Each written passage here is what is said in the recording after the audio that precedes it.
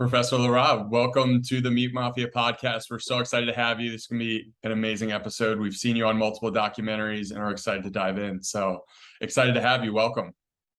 Thank you for inviting me. Yeah, this is a really exciting episode for both of us because we've both been huge fans of your work. A lot of the work that you've published publicly has been very influential to both of how we think about animal-based protein, the role of red meat, etc. So we're excited because this is the type of episode that we think that we can send to a lot of people to really learn more about the proper role of animal-based nutrition. So we're excited about that.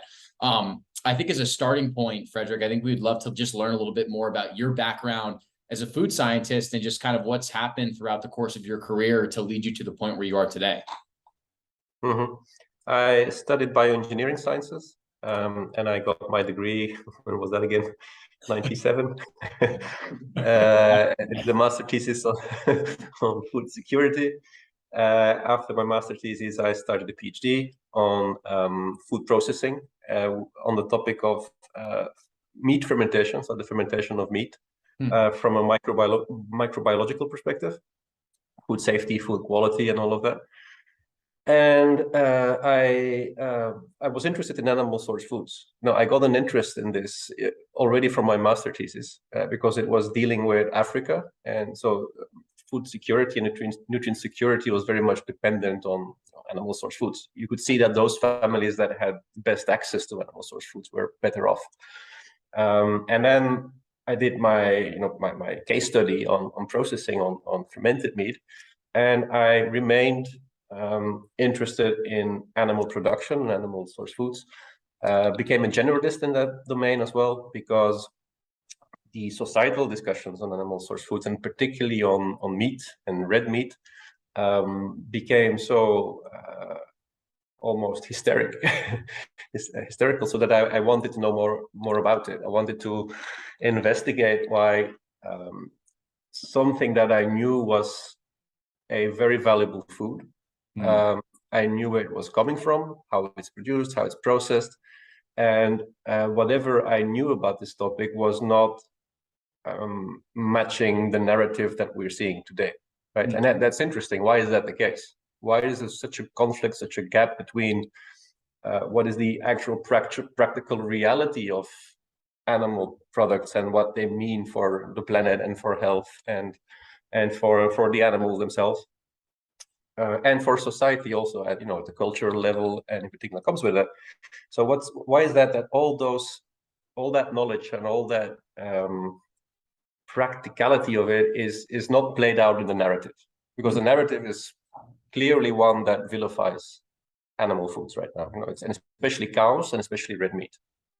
So I wanted to know more about it, and I also, first of all, I became a generalist to be able to enter that discussion, because you cannot just focus on a couple of elements, because it's a broad, comprehensive discussion.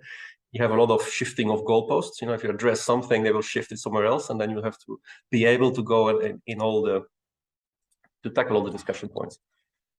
And then to do so, however, you need to collaborate with different experts, because you need to learn things. And what I learned most from, I think, is my collaboration with people from the humanities, anthropologists, historians, psychologists, communication specialists, because this is clearly not just a technical discussion about food. This is more a discussion about the humans than it is about the food. Right?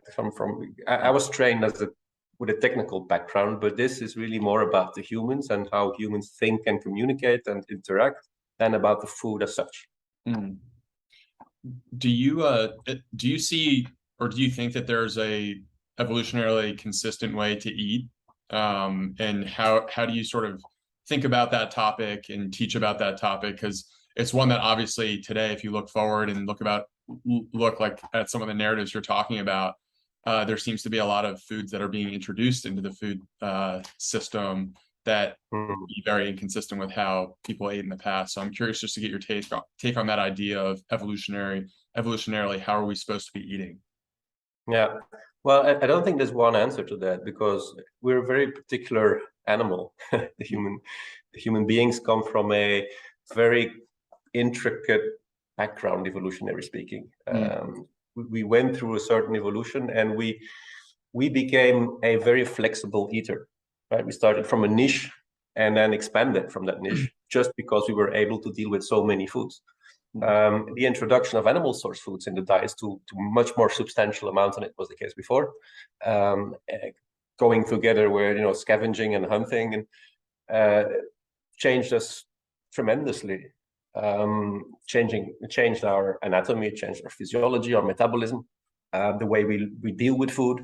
But that being said, we are able to fill in a vast spectrum between lots of animal source foods, or almost exclusively animal source foods, if you go to the Arctic circles, or you go to diets that are heavy in plants, and where you still have animal source foods, but to a lesser degree. So there's a whole spectrum there, and you can be, and people are very creative, or have been very creative in filling that in.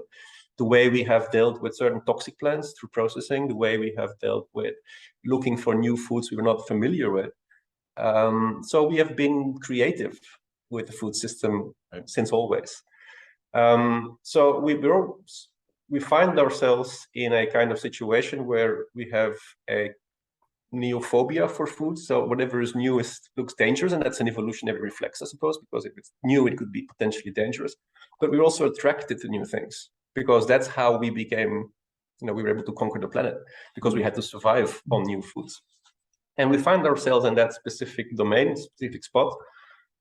I think evolutionary diets cannot be defined very clearly. It really depends also on your individual status.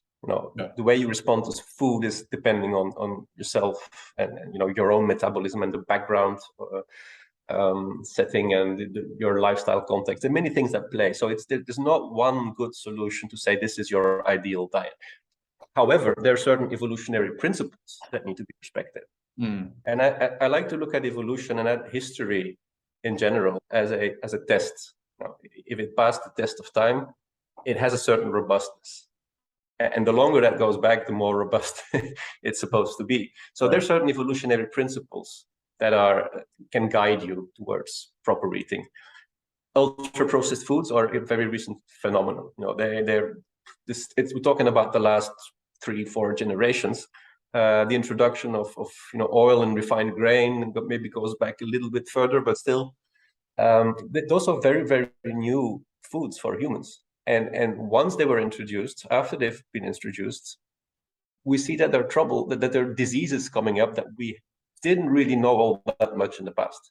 So something is going wrong. It's difficult to point to one specific food or one specific culprit, but there's a package of foods here that are new and are somehow upsetting our bodies. Do you think that for a variety of different reasons, red meat has shouldered the blame that the advent of processed food should be shouldering itself?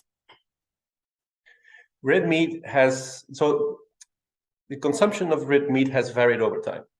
Okay, so we had abundant red meat consumption in the Paleolithic times, and then with the Neolithic and the coming of agriculture and the change of the food system, this dropped, and it was replaced by staples, grains, and dairy came in as well, and it dropped, and then so it's complicated because it's not a smooth history. You had places on Earth where people were still eating lots of meat, and places where people were eating very little of it.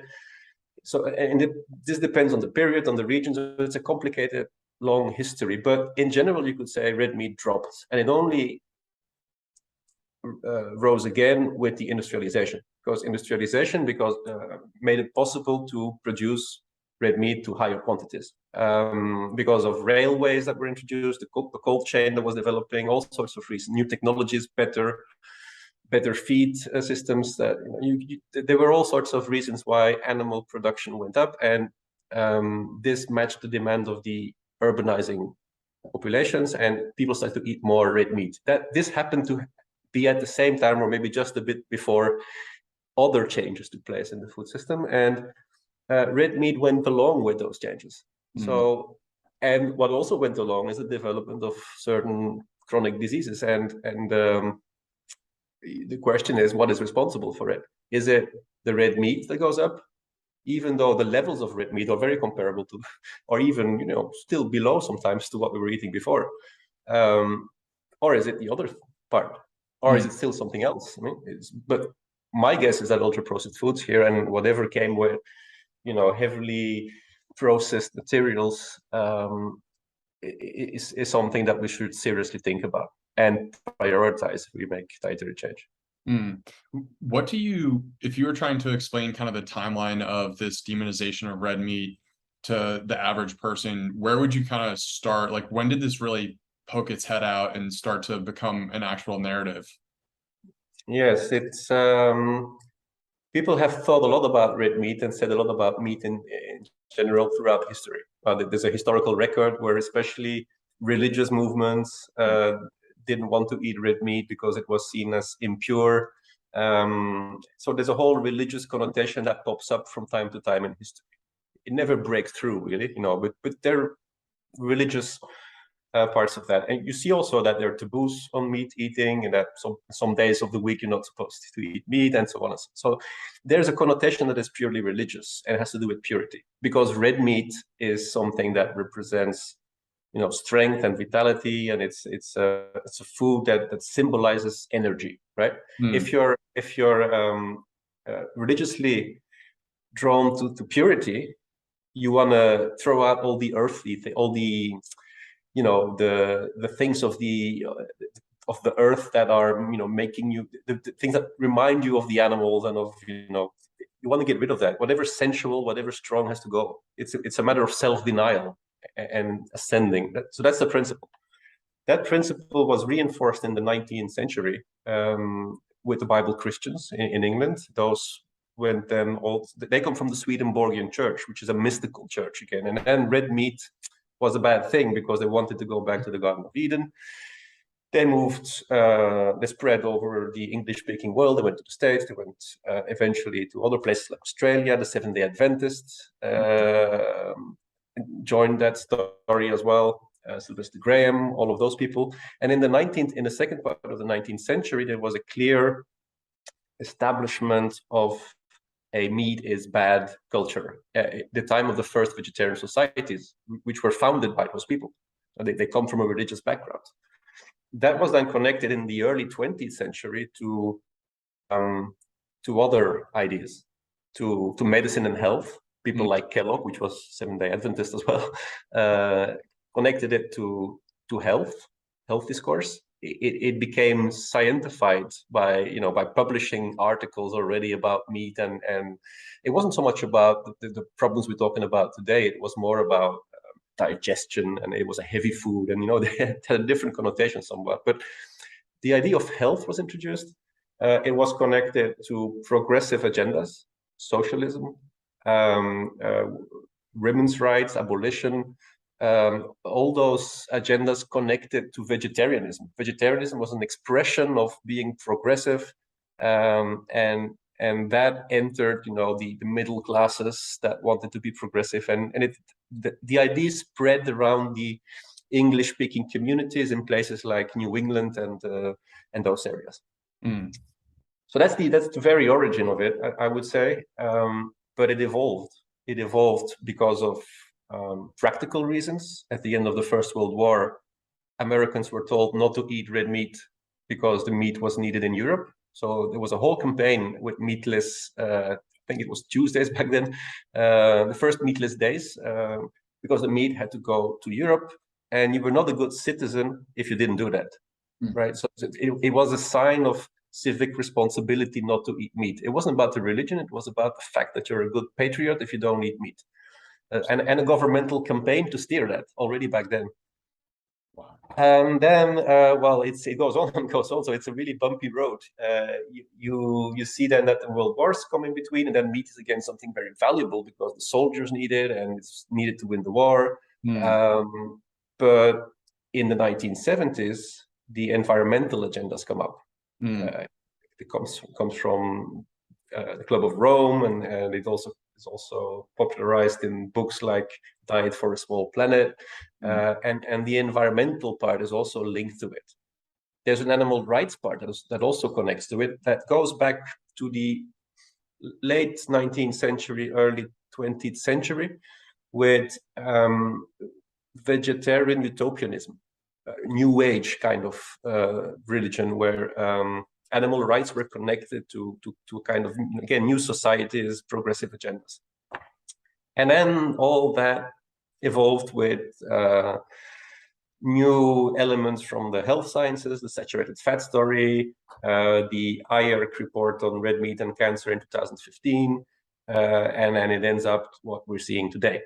So it's a kind of, you know, complicated story, and it's maybe not so linear as we're presenting it here now, but this is a kind of red thread. It comes from beliefs which have to do with the symbolism of meat, and those get established because of non-religious but more practical reasons that relate to anxieties about the environment, the way we have to feed the planet, the way we have to deal with the animals, and all of that makes a very complicated blend of notions, beliefs, assumptions that also make this debate so emotional.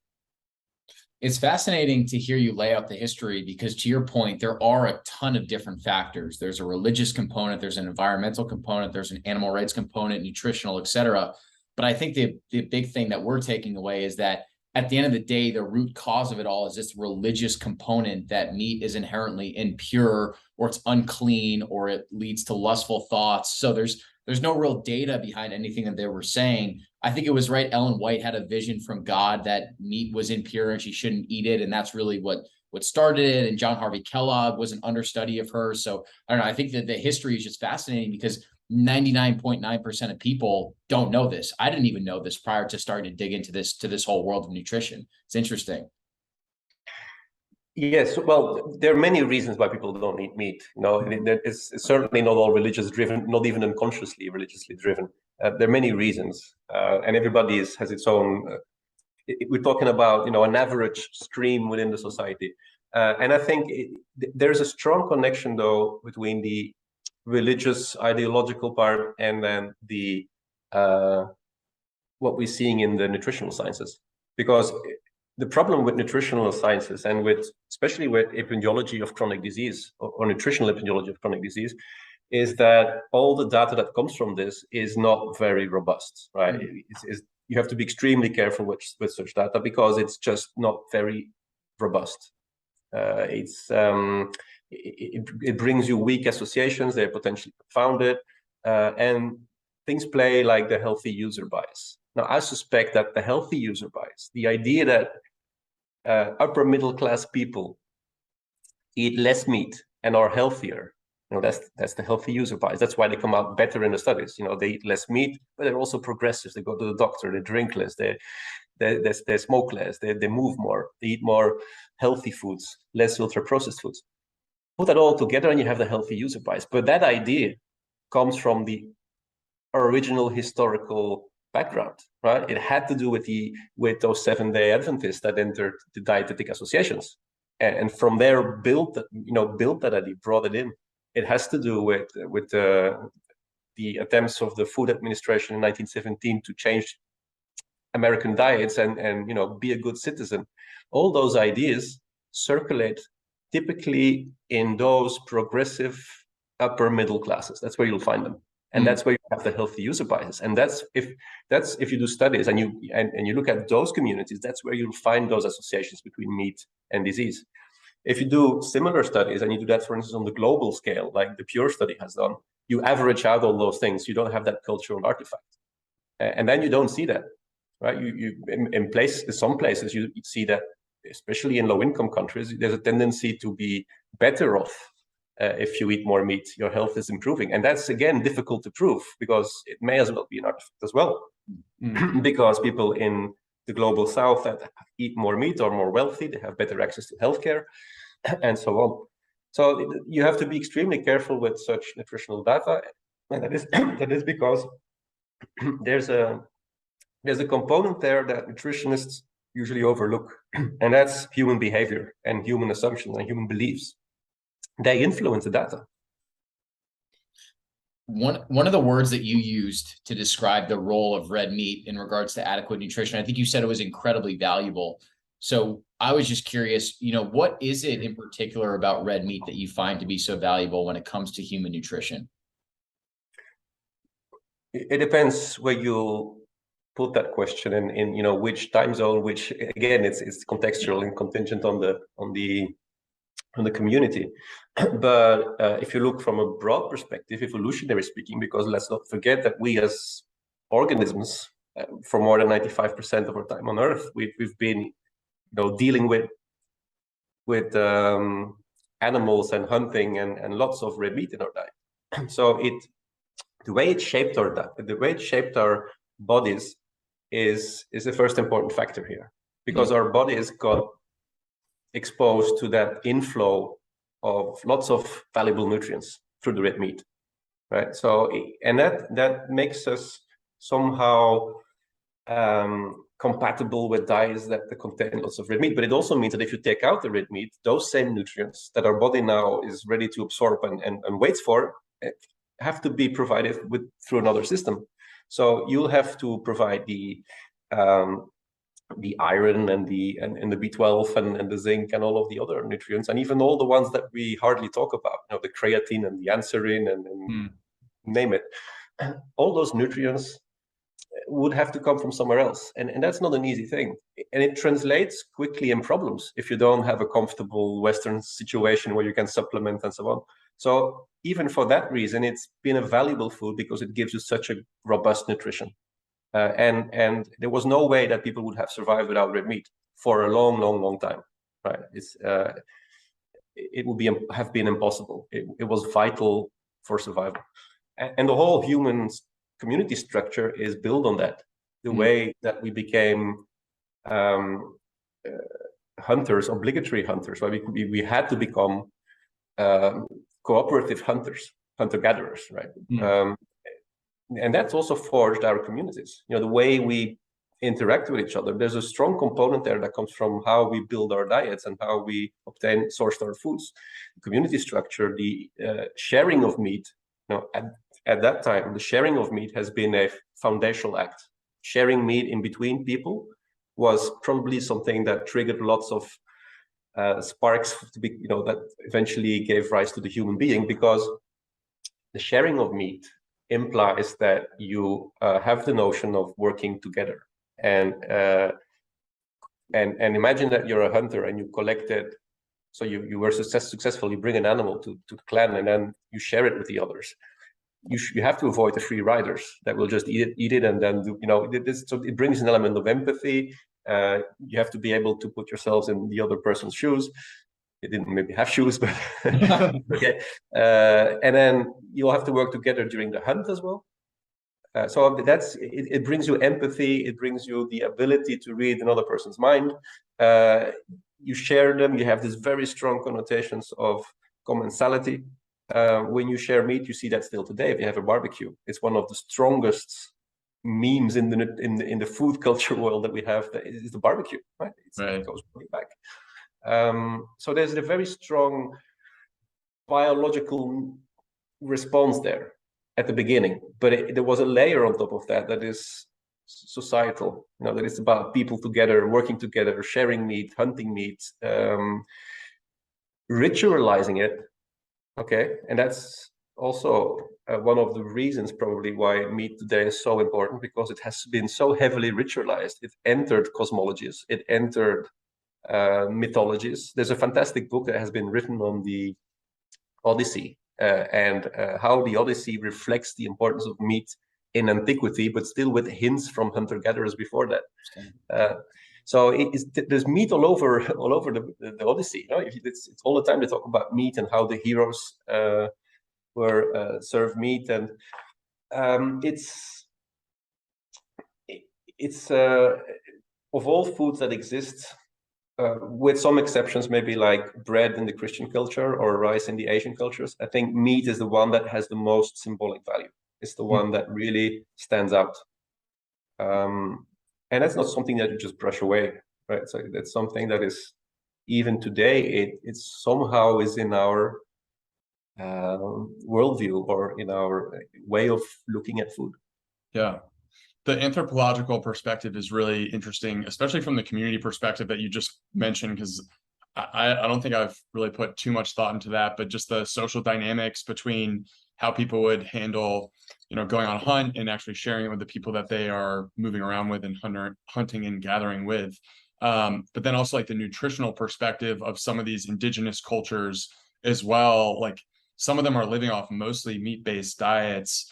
Do you look into any of that at all? Like, are there any indigenous cultures that you find particularly interesting when it comes to nutrition?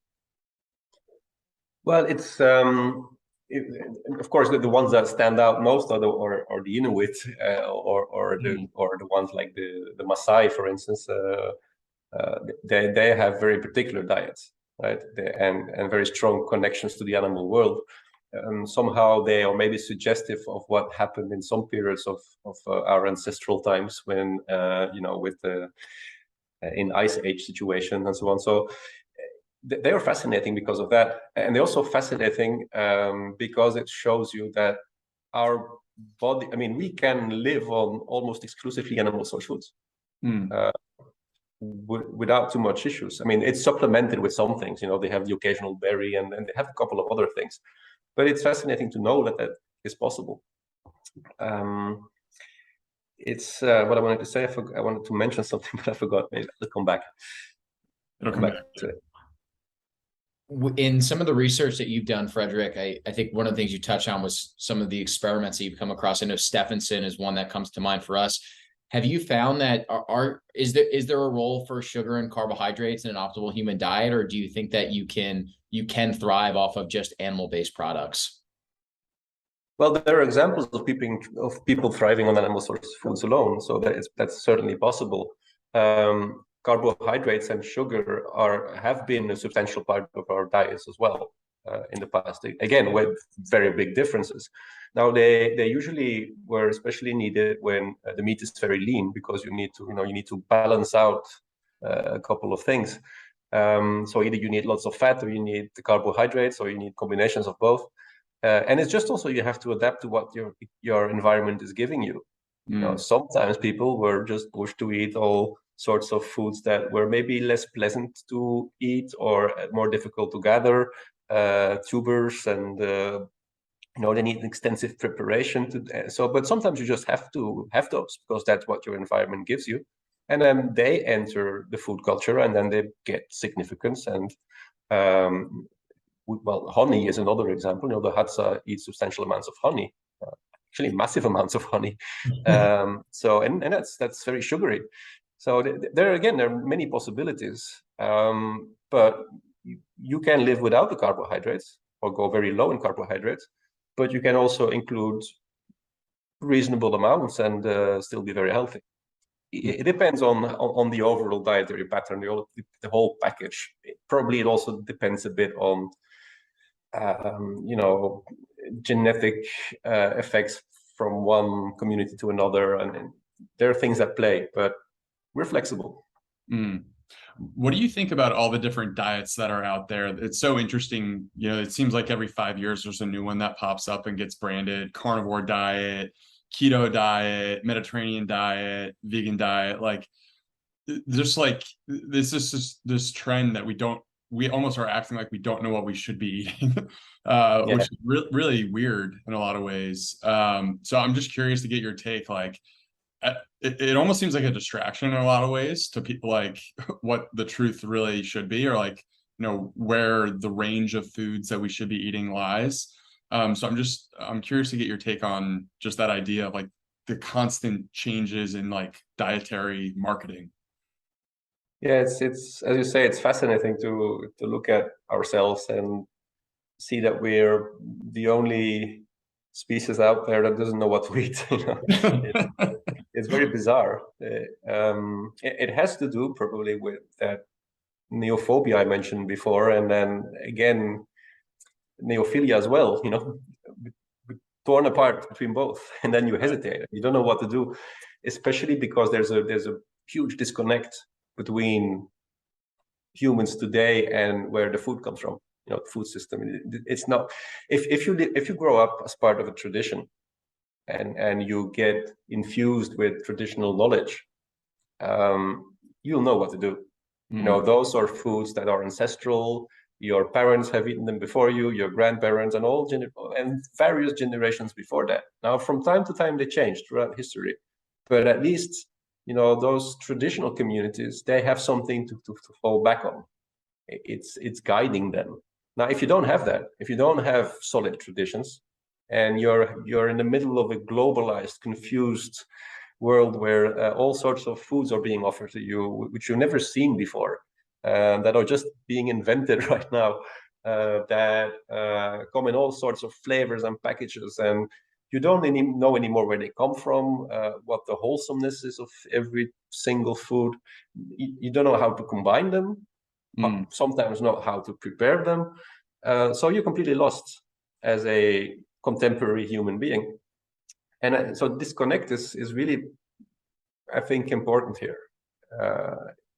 And probably we in the old continent here, at least in some countries, maybe are still, but I'm saying this very carefully, maybe we still have a bit more of those traditions in some areas, especially in the southern areas, where you see the biggest pushback also against a lot of what is happening now with dietary interventionism.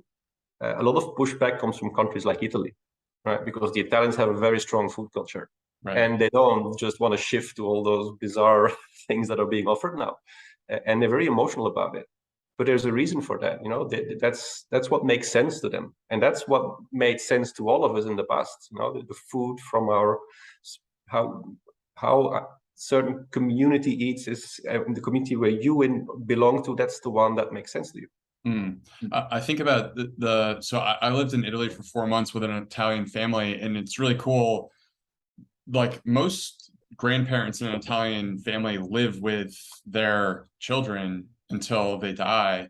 So there's some of that intergenerational culture that you don't get, like, I guess in America, like just being able to like pass down tradition, it happens in a much more intimate way when you are living with your grandparents or even with your parents for a long period of time. So it's like there is some of that that's a little bit you know, a lot of the Western world is, I guess, lacking in that, you know, passing down of tradition in some ways.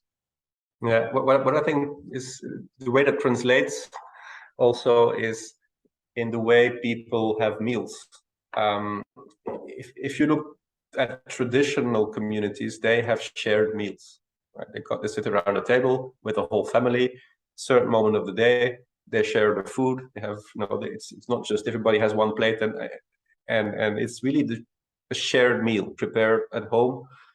If you compare that with a family that is where everybody's coming in at a different time, picks out a ready meal from the fridge, which is different from the one person to the other, drops it in a microwave, eats it quickly watching TV and goes away for the next appointment, that you don't have any coordination, you don't have any commensality, you don't have any of that. And the way you eat in the first model or the second model probably most likely has an effect on health. Definitely. It's fascinating to think about that, how food now it's all about convenience and taste versus nourishment and connection with your family. It's so interesting to think about that.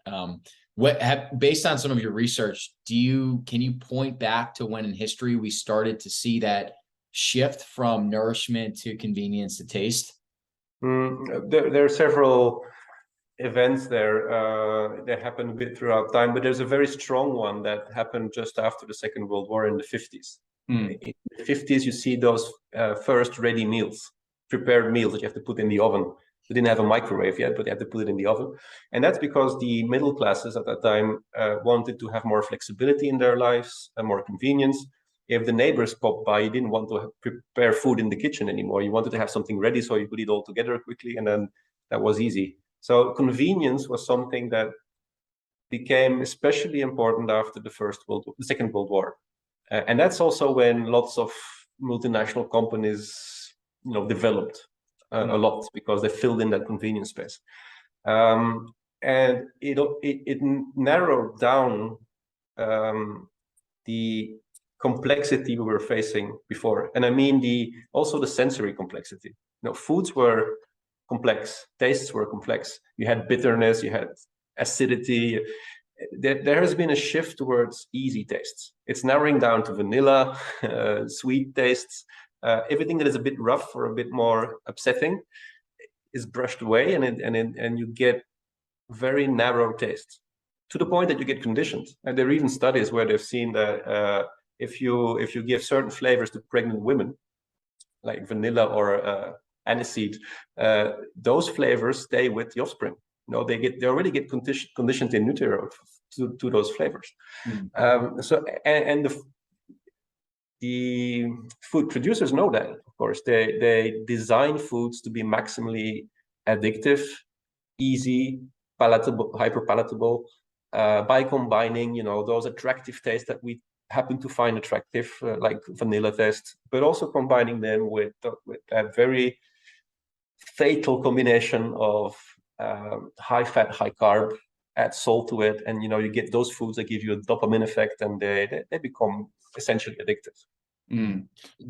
Go ahead. I was going to say, do you think when we look back at this conversation in 50 years, do you think that we'll view big sugar and big cereal in a similar light to how we view big tobacco now? We're already doing that for a part. Depends only, we don't know to which degree that will spread in the population. There's already there's strong voices out there already that say that, right? There's certain scientists saying that as well.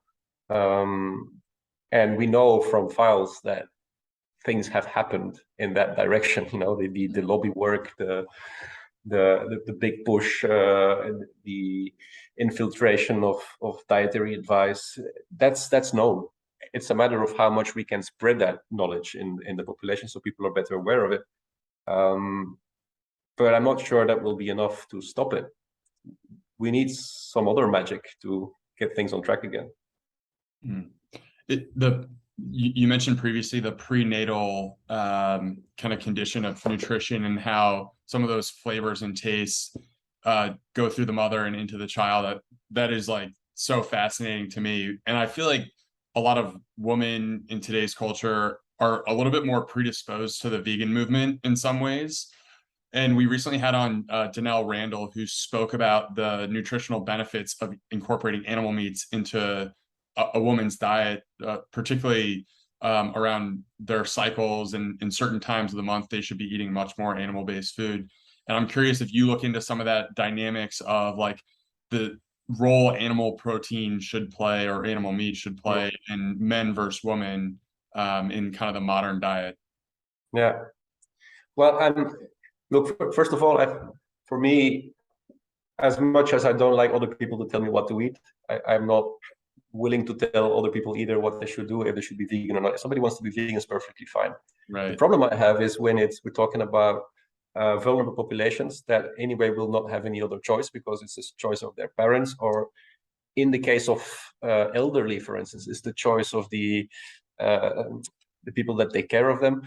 So in those cases, I think it's problematic that we would shift those populations that are extremely vulnerable to diets that are not robust enough for them. And that turns out to be the case. We have many examples. Of course, these things have never been really properly put in literature, scientific literature, but we have many, many case studies, reported case studies in medical literature of doctors that report cases of undernutrition and malnutrition in infants, and they report them, and they're available in the medical literature. But we need a kind of good evaluation of that. Now, some pediatric associations have done that, to be fair. So there are certain associations and organizations that come out with the advice not to put infants and young children on vegan diets, and telling also to pregnant women to be very careful if they take a vegan diet. We know from data that the levels of valuable compounds like the long chain omega-3 fatty acids, EPA, DHA, which are important for brain development and among other things, B12, they are lower in vegan pregnant women than in others. To which degree that translates in problems? Well, maybe for some it doesn't, but for some it does. We have those case reports. And then they will always say, well, that was because they didn't do it properly, or they didn't supplement enough, or I'm not so sure. I think it's just you're taking a risk, and you shouldn't take that risk if you're talking about very young children. So in that case, I have a problem with vegan diets. Otherwise, again, it's people will bear the consequences of their diet, and they should be free to choose. Maybe the information should be provided so people can make informed choices, but certainly not stigmatized. Right? But in the case of young children, and also, as I said before, elderly people in that rely on meals that are being served to them, which are protein deficient. And they need lots of protein. They need much more protein than the RDA value, because they have to deal with sarcopenia, and then they have failing health in general. They need lots of also vitamins that they are not absorbing so well anymore. You don't mess around with those populations. Right. And then you look at a place like New York City, where they're pushing their dietary preferences on young children. Mayor Eric Adams, who's plant-based, they're now, what is it, meatless Mondays and vegan Fridays or something like that. And it's terrifying, especially when you're speaking to the importance of omega-3 and B12 and animal products and optimal brain health. And these children don't even have a choice. They're just being pushed this agenda on them, and they're forced to comply with it, basically. Yes, that's an evolution that I certainly don't welcome. I think it's we don't know what it will bring. It's a big experiment. We'll only see what happens in a couple of years, and it may not be pretty. There's a study that was performed. What was it in? Was it Finnish daycare? I don't remember which country it was, where they looked at young children, and then they gave them vegan diets prepared by nutritionists, and you could see that those kids were different. Now, they were metabolically, the values were different. They found all sorts of differences at the level of vitamin A and other nutrients. Again, they didn't go that far, but they didn't outline or show us the health impacts of that. But they monitored the differences. So you create differences. So, well, how will that play out on the longer term? We'll have to see that. You've mentioned a few different studies during this recording that have helped to inform your opinion on proper nutrition. And that was something we wanted to ask you about, because for the average consumer that's trying to determine, should I eat more meat, should I eat less meat? It's very confusing because you're overwhelmed with information, all these different studies, observational studies that have biases, financial incentives, et cetera. And we're just curious, from your perspective, for someone that is trying to dig into some studies and create a more informed opinion, what should they be looking for with the studies to be able to say, okay, this is actually something I can base my opinion off of, versus, it's probably biased to something else? Yeah, it needs a bit of training, I guess, if you start from the actual article to see that. What we did is with other people is construct a website, which is Aleph 2020, which gives you a full overview of the state-of-the-art literature. And it talks about health, it talks about the environment, and it talks about ethics as well. Doing so, we try to summarize the main ideas and support them with references. So the main idea, it's a bit technical, to be fair. It's a technical text. It's not all that easy to read, but somehow there you would find summarized, crystallized ideas.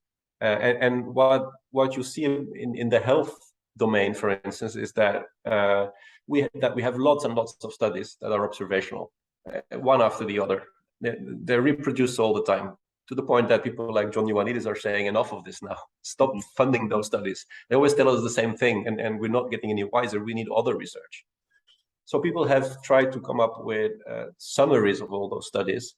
And then even those summaries differ depending on the mindset of the researcher behind it, or the bias, or whatever is driving it. Sometimes it's a matter also of randomness. There's a big discussion on how to look at the evidence, and essentially, there's a clash in nutritional sciences between those people that say, look, if you want to make nutritional statements and give dietary advice, then you need good evidence. That's like, you need good evidence, otherwise you're just doing whatever. And then there's another part of that community that says, well, we don't have such a good evidence as you're asking for, so we are happy with the lower evidence. That's the clash in vision on nutritional sciences. So there's a lot of literature supporting the second example. There are lots and lots of people that really don't care so much about the strength of the evidence. They just want to confirm the weak associations they always find and repeat them over and over again. The first category is people like Ioannidis, but also people like Gordon Guyot and his group, and Bradley Johnston from the NutriRex Consortium. They want to evaluate the quality of the evidence. So they grade the evidence. They use the grade system, which is giving weight to the evidence. So it can be statistically significant, but it doesn't mean that it's something that you should care much about if the evidence is very weak. Right? So, and they have looked at the studies that deal with red meat and processed meats, and their conclusion was the evidence is weak to very weak. So they didn't recommend to decrease current levels of red meat consumption because the evidence is just not good enough. That created a big clash again, and a big, a very violent reaction from the other part, from people like Walter Willett and that group. Yeah, it's like these groups. Like I recently saw an infographic publication from Harvard that showed kind of the ideal nutritional plate. It obviously didn't have much of any. I think it was like 5% red meat, which obviously seems like very low. And then you look at like groups like EAT-Lancet, who would go, I guess, directly against. You said Gordon Garrett, yeah, and his groups just kind of their research into kind of giving a grading scale to some of these reports.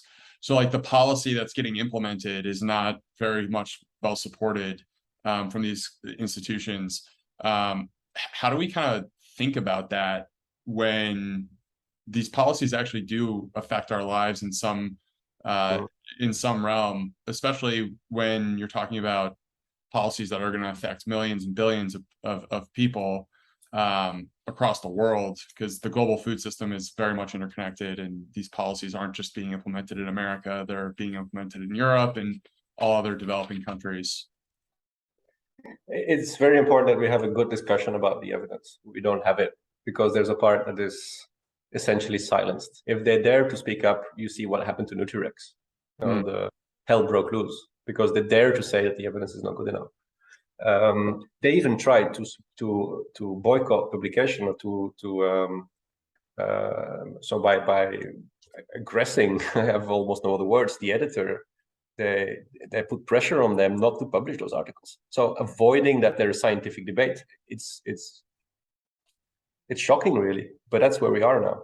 And I could give you many examples of similar events where one side of the story is just suppressed because it's not in line with what certain agendas want. Recently, over the last year, I was involved as well in criticism related to the so-called global burden of disease study. Now, the global burden of disease study is probably the major study, even more influential than EAT-Lancet. And as a matter of fact, EAT-Lancet is basing itself on the global burden of disease study because the main scientist of GBD is also an author on the EAT-Lancet report. They're interconnected. But the global burden of disease study, which is published in the Lancet and is extremely prestigious because it's the foundation for health policies worldwide. It's an extremely important study. Now, something very remarkable happened just out of the blue, essentially. The data is published from time to time, right? So every so many years, every 2 years, they publish a report. And there was a huge shift when you compare the 2017 data with the 2019 data, which have recently been published.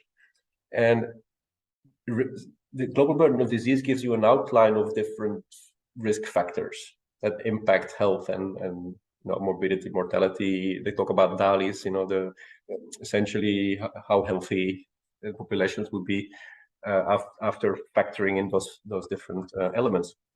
And red meat in the 2017 version was a tiny little bar. Among the dietary factors, it was there, and you could debate whether that's a meaningful effect or not, whether that's an artifact or not an artifact. Okay, that's a whole discussion in itself. But as a matter of fact, it was a very tiny little bar. And then in the 2019 data, this bar exploded with a factor 36, so it's almost 40 times bigger, and it became one of the most important factors.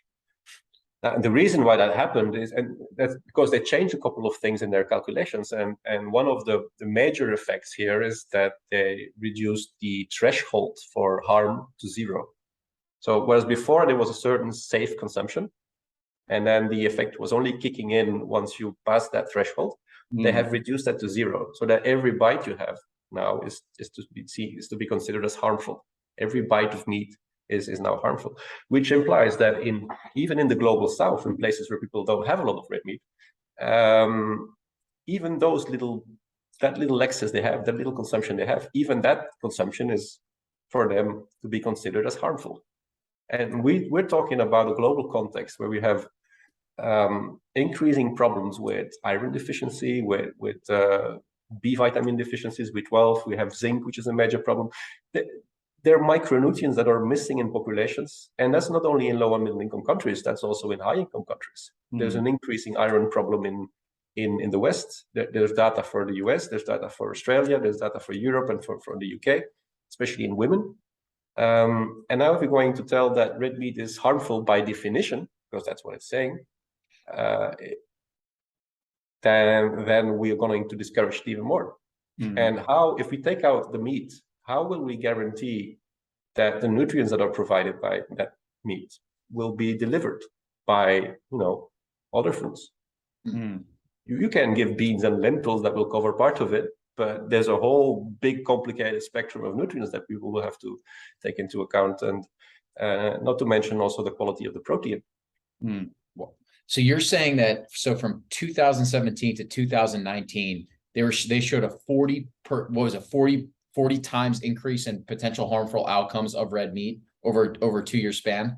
Yeah, it's not that something changed in the studies all that much. It was that the assumption changed. The assumption now is that all meat is dangerous, right? That's what making the main difference. And they also claim that they came up with new meta-analysis and systematic reviews, but they don't really show the evidence. They refer vaguely to a couple of documents, but they don't show us the evidence. And that's why we have written a letter to the Lancet. And it took a very long time to get that letter published, where we just say, look, this is not normal, essentially. That's not the correct scientific procedure. We want to see that evidence. If you make such a drastic assumption, we want to see why you do it and what's the justification for it. We got a response from the GBD people, and they admitted that there are issues. For instance, they said there's an issue with the stroke data, and then they say also, well, the TMRL thing is also maybe debatable. We'll think about it in our next publication, in our next update. But that's not good enough. The study is now affecting policies. It's part of the policies in the United Kingdom. It's part of policies everywhere, and many papers are referring to it, reinforcing the anti-meat is bad for you message. Right. And that level of change, once you go so far in one direction up to 40%, or it doesn't reverse backwards. Like, it's very hard to reverse backwards unless there's clear justification, which they haven't provided, from what you're saying, to actually start making those changes. But they would have to fully admit that they were wrong in the first place, which I think is, just based on history, it's a very hard thing to get people to do, that they messed up to that degree.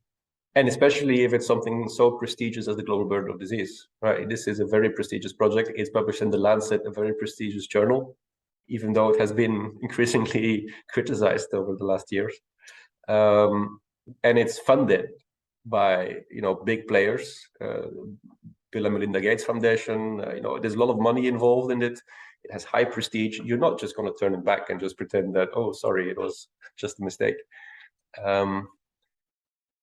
I don't know why they did this, but it's certainly not good scientific practice. Yeah, it's preposterous, and it's actually incredibly concerning, because there are people that are looking at this study as their gold standard for nutrition, and they're basing their dietary choices off of this study. So they're seeing the massive increase in harmful effects of red meat. So they're choosing to cut out animal protein. And the study is admitting to you all that there are clear flaws and issues. and maybe they'll correct it. Whereas there are people that are basing their dietary choices that are affecting their metabolic health based off this, and there's just no accountability at all. It's actually insane. I'll give you another example, which is very recent. It's a couple of weeks ago. And you may not be very familiar with this, but in Europe, we have something called the Nutri-Score. Now, it's European. You may or may not have seen it, but it's becoming increasingly global because it also has been used by some EAT-Lancet commissioners in a new study where they use it to scale the health impact. So they start to see it as a benchmark for nutritional value in scientific literature. So now it's just front of pack labeling in Europe. Okay. And there are issues with that, but now they start using it as the nutritional benchmark. People from the Atlantic Commission, so you can see where this will eventually go to. Now, the Nutri-Score is extremely problematic. It's based on, so it calculates one score. It reduces the nutritional value of a food to a silly color, or a color and a letter. It's a range of colors, and green or red or orange. So everything is summarized in a color. So you have a food, and then they give you a color, and you know how healthy it is.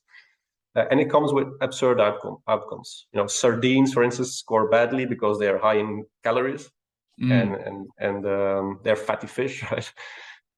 Or you have dairy product. Cheese is terrible. It's because it has salt and fat. It's like the worst scores. Meat products out. And then you have sugary breakfast cereals that are scoring well because they match the algorithms, and the algorithms are based on calories. They're based on what is their fiber, saturated fat, salt, a couple of those. Yeah. And the result of that, of course, if you want to calculate something so complex as nutritional wholesomeness based on a set of single criteria that you can debate to begin with, because what's the evidence of saturated fat? It's a family of different fatty acids. Some foods that are high in saturated fat associate with better health outcomes, like full-fat dairy. So it's already absurd to begin with. But okay, so it comes with absurd outcomes, and then they get criticized for that, especially from Southern Europe, because olive oil, for instance, had a super bad score, and the Spanish and Italians were very upset. So they tried to fix that but actually, I mean, again, the biggest push against Nutri-Score is coming from the Italians. Is you're not gonna get away with this, is what they're saying. And then so what I wanted to say, the olive oil. So what they do with the olive oil, they change the score just to appease the rowdy Southern Europeans, because they want to push the system through legislation, and countries have to support it. So they said, there's going to be a problem here. We're going to make olive oil a bit better. Okay. And from time to time, they fix things, because, of course, if you base yourself on silly algorithms, you get weird results. Multinationals love it because they can play with the algorithms. You can change fat for a fat replacer, salt for a salt replacer. They love it. I mean, all the big companies push it. But it comes with the implication that they have sometimes to change the algorithms because, to take away some of the absurd outcomes that make their lobby work more difficult. And recently they have an update. They have made an update, and they will deal with fatty fish, for instance. They will try to make it look a bit better by tweaking something.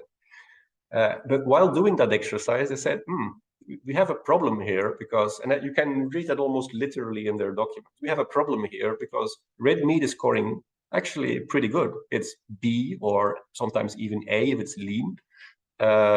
We cannot have that. This shouldn't be the. I mean, and they also say, which is a remarkable paragraph. They say, and that's because we cannot really not catch it because it doesn't have salt. It doesn't have saturated fat in the case of the lean parts. It has high protein. It's difficult to give it a bad score. So we'll come up with a different strategy.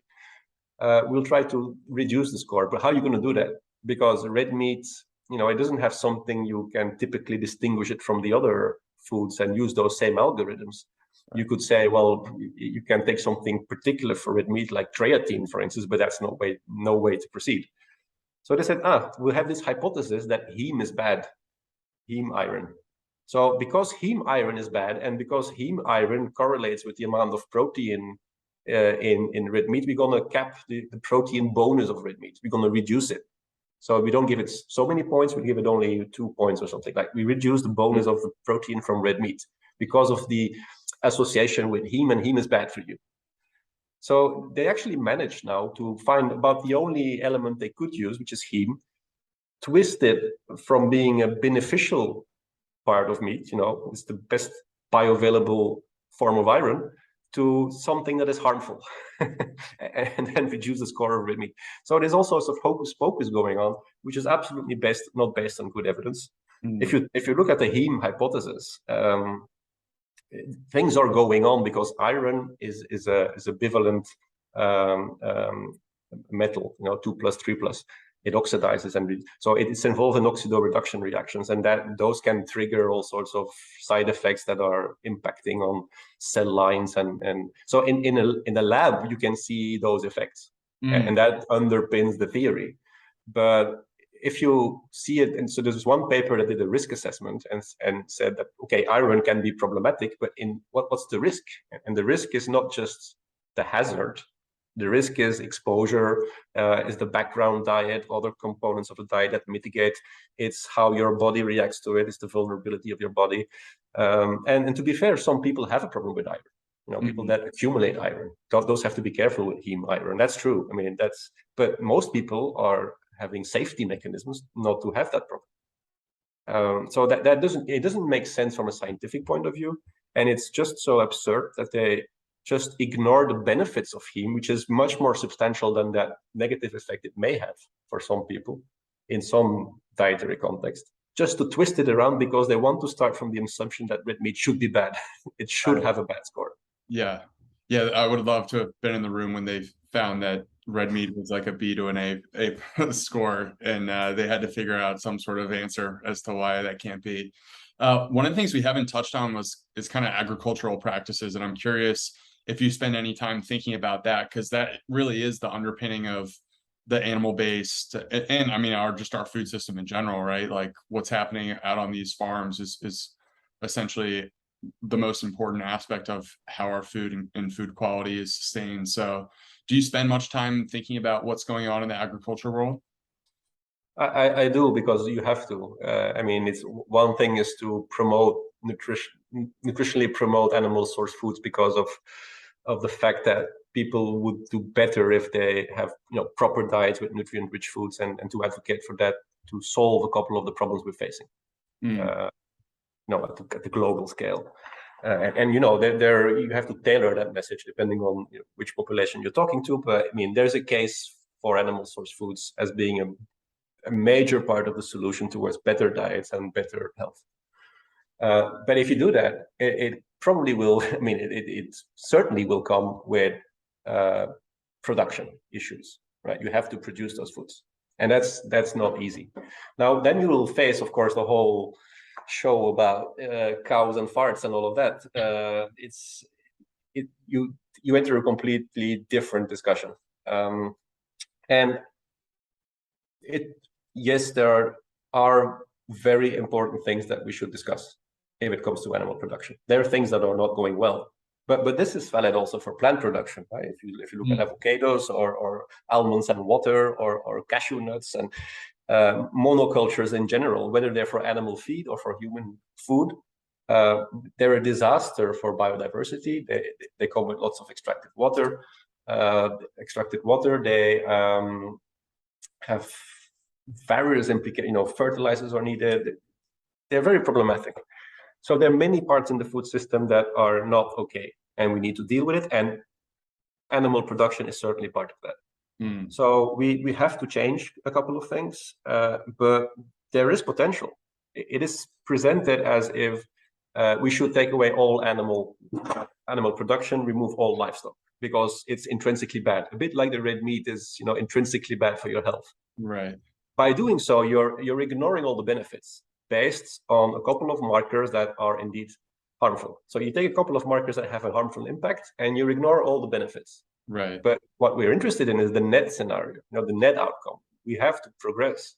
And if you take out all livestock, well, guaranteed that we'll run into trouble. Guaranteed, not only for nutrition, but also for the way we produce food. we need the integration of animals and plants. You need, if you want to make a food system resilient, you need diversity. You need the diversity from the animals, you need the diversity from the plants, and you need their integration.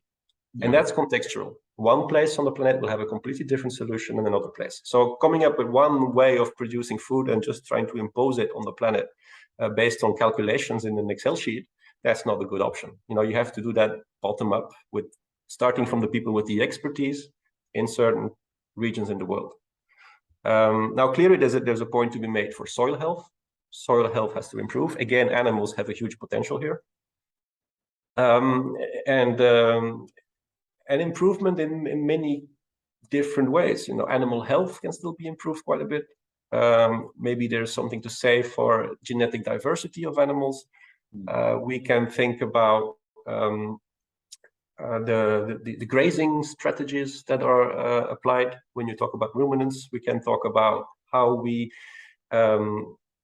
maybe shift from the linear idea that we'll have a grain that goes into feed and goes into an animal, but work more with the bystreams from other crops or from other human activities, try to recover those, make it a more circular system. And those things have a lot of potential.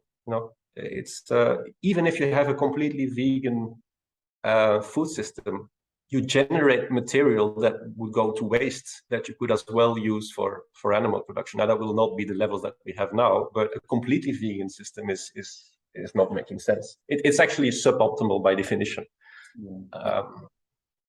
Do you see a difference in the nutrients that we're able to, as humans, able to extract from our food based on just practices and how the animal was raised, regenerative versus feedlot, et cetera? There's an effect that is measurable, biochemically speaking. Stefan van Vliet, for instance, has looked at that. So you can indeed detect all sorts of biochemical compounds in a piece of meat that has grazed in a specific way. They end up there because they were present in the grasses, or so. There's a transfer from molecules from the animal environment into the animal, and from the feed to the animal. You see that with omega-3, omega-6 ratios as well. They get affected by grazing versus grain-fed. All those things are measurable. Now, to which degree that affects human health, that's not really clear, right? It could be, but it's difficult to show that. It depends again also on your background diets. If you optimize your omega-3, omega-6 ratios in your piece of meat, which has a certain amount of fat, but still you're gonna flood the rest of your diet with seed oils that are very high in omega-6, you will never get a substantial improvement or a meaningful improvement, because there are other factors that just overrule it. And then all those different molecules, they enter our bodies, get converted. They have all sorts of different effects that we know sometimes very little about. You mentioned the omega-6, and I'm curious what your take is, because there are certain communities that will object to hearing anything negative said about vegetable oils and seed oils, but obviously it's a topic of conversation. Do you view them as detrimental to human health? I'm not 100% sure what to answer there, because I'm not 100% confident with the answer. I would say that, let me say up front that I don't buy them and I don't use them. Yeah. And I don't do that because of more common sense than actually scientific evidence. We know that there are things going on. What I do know, as with my chemistry background, is that if you start heating oils, and those fatty acids have lots of double bonds, and you start heating that, you get all kinds of toxic compounds.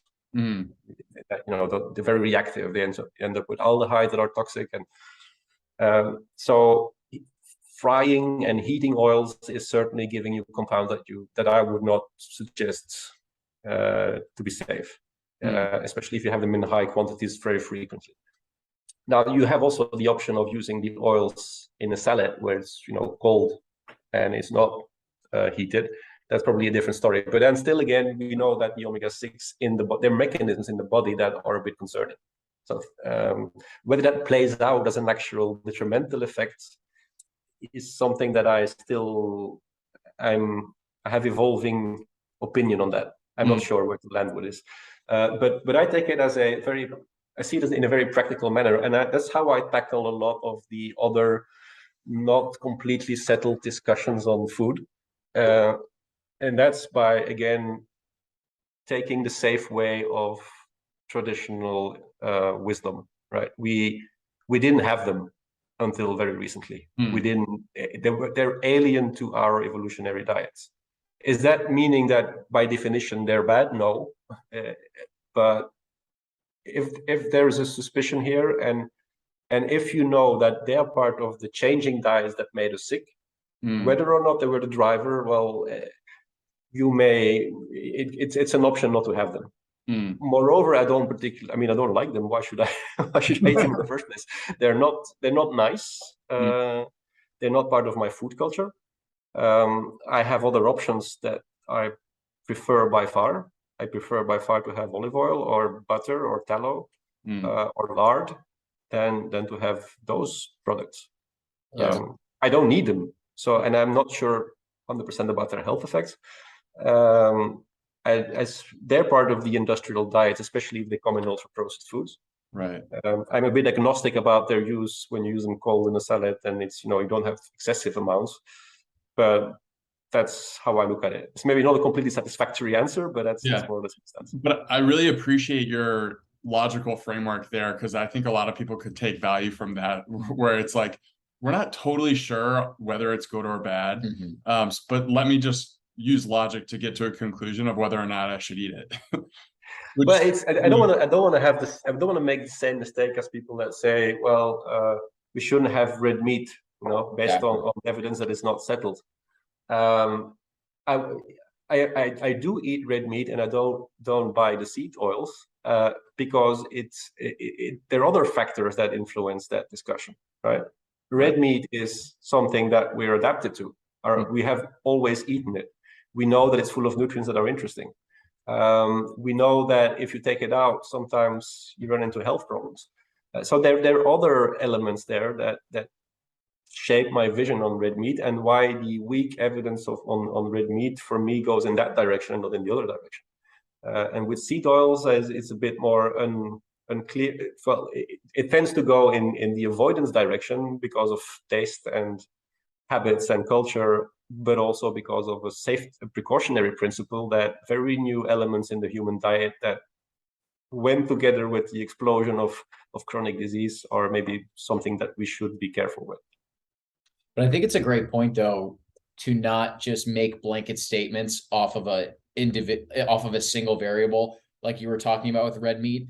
And I think the three of us are very similar, where the three of us do not consume seed oils. And I think there's been a ton of great information being spread and popularized around seed oils. But I also see, particularly on social media and Twitter, it's like seed oils is bad. Why we have metabolic disease is singularly pointed back to seed oils. And I don't think that's inherently correct either. To your point, this stuff is very complicated. There are a lot of different variables. So I just think that if we want to spread the right information, we do have to be perfect in some ways and not just blanket associate, okay, seed oils is why there's been an explosion of chronic disease. There are a lot of other things that have happened too. Right. Yeah. Professors, are there any materials that you offer to your students that you would offer to our audience, just to dive in a little bit further or get like a little bit of extra knowledge around these nutritional topics? Well, I think, again, the website is probably the one where you'll find the most information. I mean, it's really dense in information. You'll find a lot of links to articles. You'll find a very comprehensive overview. It may not be perfect, and that's also why we called it a dynamic white paper.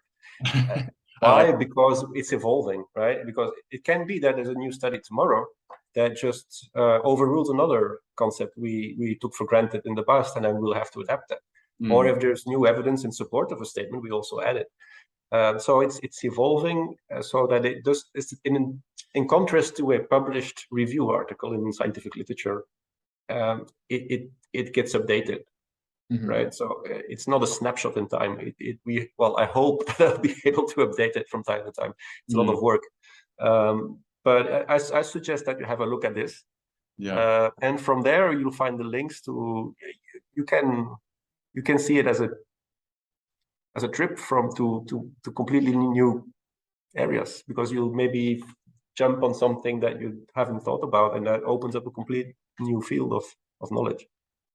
Yeah, we'll make sure to link to that in the show notes, because there's so much actionable, dense information that people can extract. So I just want to thank you for putting that together. Number one, I guess to just put a bow on the conversation, we're just curious, when you think about the future of just society and our food system, are you generally optimistic? Are you pessimistic? Just curious your thoughts. A bit of both. I'm pessimistic in a way that we see very strong forces that are, everything is going fast and strong right now, related to making the lives of farmers miserable so that they have to step out of business. The very strong pushes for all sorts of industrialized, patented corporate food from factories that are displacing other foods. So those are very, very worrying things that will have harmful impact and which will be difficult to reverse. Right? It's not going to be easy if you imagine what happens if farmers indeed step out of business. And the new generations that don't want to do the job anymore because they know from their families that it's almost impossible now. It comes with bureaucracy, it comes with all sorts of constraints. It's just a very hard job as well. So if they systematically drop out, what will happen with future societies? Where will the food come from? Well, we'll be dependent on those people that make it in the factories. It will evolve more to centralized, global, monoculture-based systems that will feed those factory foods, and that's not a very pretty view on future foodscapes. Yeah. But that being said, there's a more optimistic element in it, and that's that there's a certain awareness that is being created. In general, if society was in trouble because of top-down technocratic elitarian interventions of elites trying to impose things on the masses, it usually ends with the masses standing up and overthrowing those elites. That's what happens. I hope that's a peaceful event rather than a violent one. But and that's what so change will come bottom up, from grassroots movements. And the optimistic element here is that I think that those grassroots movements exist and are growing. You see communities that are emerging because you have lots of people that are recovering health because of new diets and new ways of eating. They're stepping out of the old paradigm and going into, they discover completely new ways of existing almost. And they forge communities. Because if somebody really gets better physically, other people start to get interested. Why did you suddenly improve your health so much? Right. And that spreads very, very quickly. And you have communities with a strong bond because it's, people that have gone through a problem together and have found a common solution. And whether that's a keto diet or anything else, it can as well even be a vegetarian diet in some cases. Whatever helps people improving their metabolic health forges such a community. You find something similar on the production side, especially with the regenerative grazing people. That's something that is spreading. It goes because you have gains in productivity. You see results. The one farmer inspires the other. They become a bit less dependent on the inputs that they otherwise would have to purchase from companies, and that creates a productivity bonus. You have high stocking rates of animals that can also play a bit in how you function, and you start improving, the health of some parts of your field, and you start noticing that, and that's visible again. And so the things that are visible, human health, soil health, animal health, those visible aspects are tangible. People see that, they understand it. That's the only thing that creates change, and they create communities. So it will be a balancing of both. To which degree will those destructive agendas go further, and to which degree will those grassroots movements stand up? And depending on the dynamics of that, will either go to a horrible dystopian future or something that looks much better than it's looking today. Yeah, the grassroots nature of a lot of these movements that are happening is really inspiring. I feel like a lot of people have kind of taken power into their own hands to just start speaking to whatever their field of expertise is around health. You know, you see a lot of doctors who are starting their own practices, or regenerative farmers who are starting to get more public about the effects of proper grazing practices on their land. So it's really cool to see all of this kind of come together. I share in some of your skeptical optimism, but hopefully the grassroots movements grow faster than the top down. Yeah. No. And it's not that they will have to become the leading paradigm necessarily. It's not that the whole planet has to eat keto diets, or that every Right. animal production system has to be regenerative, holistic grazing. You know, but by offering something constructive, you know, it creates a dynamic of change, and it inspires people to do something positive rather than always be reactive to things. You know, you come up with a solution rather than reacting to the aggressions you're facing. Yeah.